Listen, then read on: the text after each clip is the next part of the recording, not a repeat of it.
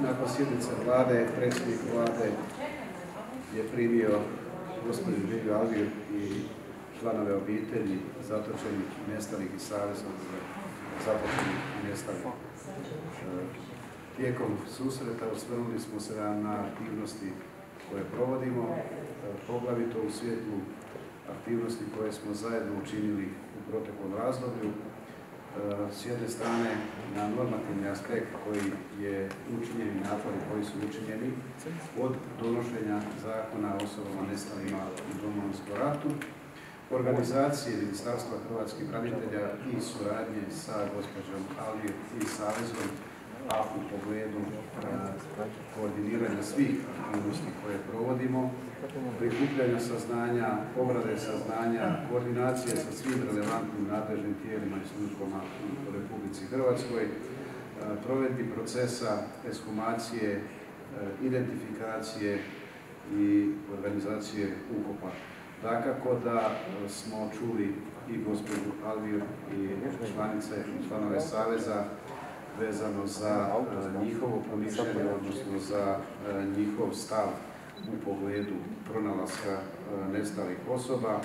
Republike Hrvatske, gospodinom Andrejom Plenkovićem, sa ministrom Tomom Medenom, sa ministrom pravosuđa, sa suradnicima i ljudima koji su u krugu unutar ministarstava angažirani na rješavanju pitanja nestalih, smo razgovarali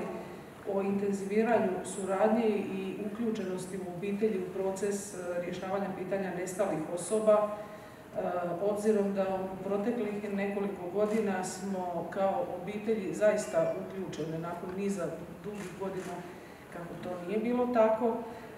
Jačanje te uključenosti i sudjelovanja u samom procesu, pronalaženje znači novih